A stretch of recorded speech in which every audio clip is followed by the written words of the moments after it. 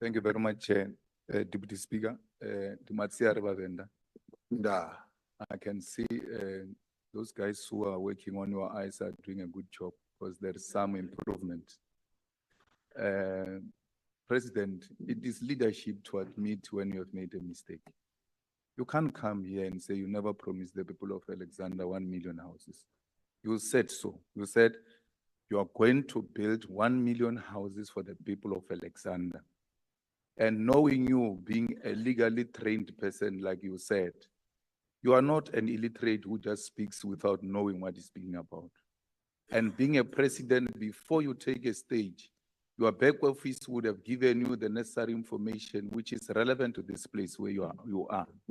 So it is important that today you admit that you made a mistake because those people are dying.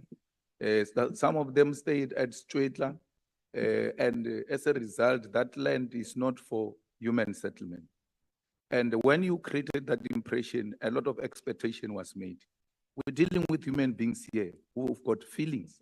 And when a president speaks, they've got their expectation, high because they know it's not a lesser authority speaking. Our fighter was killed, Moshe Mphatlele, in Alexander, fighting for people to occupy the containers, rightful people to occupy the containers. Because of that daily struggle of housing in Alex, now we've lost our honorary commissar during the battle for occupation of these containers.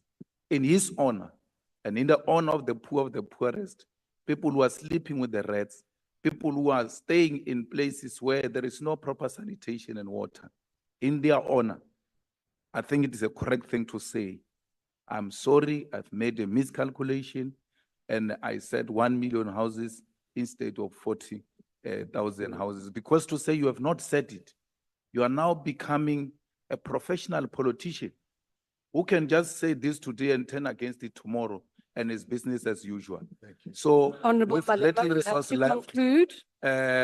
with the little numbers that you have now, maybe this will help you to regain some confidence. Alexander, thank you. The Honourable the President.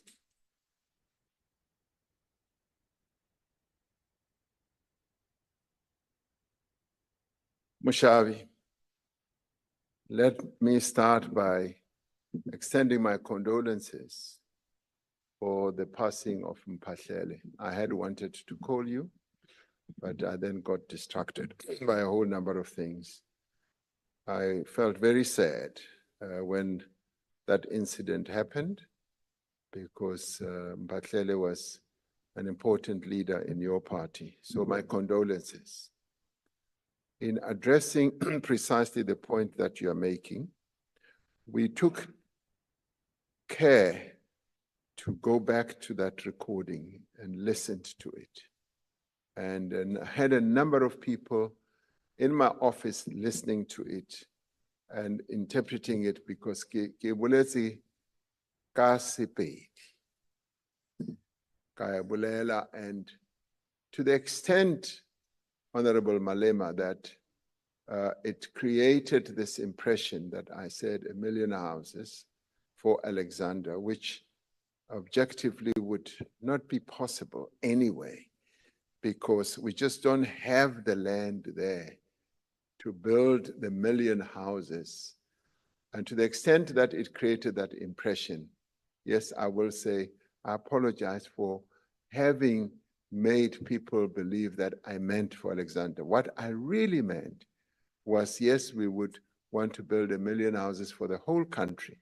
And as it turned out, of course, we never really reached even that target because of a whole number of issues.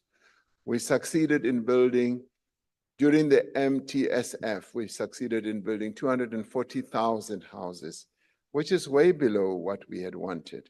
And there are many reasons around the country why we have not been able to reach our targets. And these are things that we do need to correct, because in some cases there's been underspending.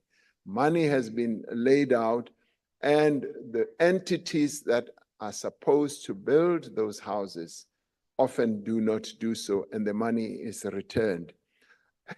And the issue of Alexandra is quite complex and has been so for years. And we've had a number of initiatives that were put in place, but I do believe that Honorable Malema, with some of the initiatives that I've spoken about, we will be able to make progress. The living conditions of our people in Alexandra are really, truly appalling. And I should say that it's not only Alexandra, it is in a number of informal settlements, which one sees as one goes around to visit our people. And you can see that they live with rats, they live where there are no facilities, and this imposes a huge responsibility on us as government to improve the living conditions of our people. This is precisely what we are committed to doing as the 7th administration, and we will work day in and day out to make sure that we give our people living conditions that are conducive to the living of human beings. So we will be focusing on that. But thank you very much for having raised the issue of the living conditions of the people of Alexandra. I take it seriously, and I'm glad that you also take it seriously. Thank you very much indeed. The second supplementary question will be asked by the Honourable Bartlett. Thank you very much, Honourable Speaker. The President might answer some of this question, but Honourable President, it's of paramount concern that within the 30 years of democratic governance, we have not been able to reverse the apartheid spatial legacy. Within the context of addressing rapid urbanization, Honourable President, how will our government ensure that it reverses the legacy of apartheid spatial planning to address transformation and ensure the quality of human settlements? I thank you, Honourable Chair.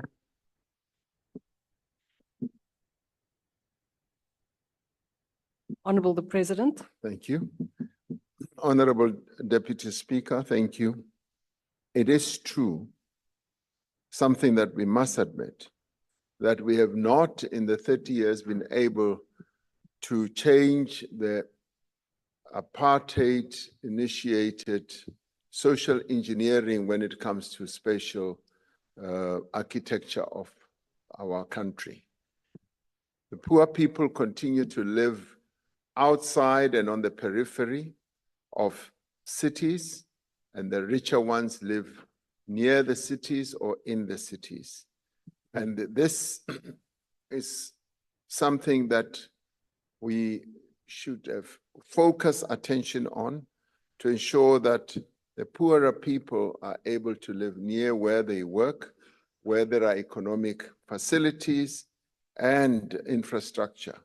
Instead, we've just imposed more and more financial burdens on them because as they travel to where they work, they spend up to 30, 40, even 50% of their income on travel.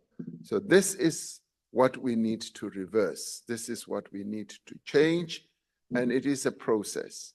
And it really also revolves around the powers and the ability of our local government to be able to focus on changing the spatial development of our country, to reconfigure it away from the apartheid architecture that was put in place.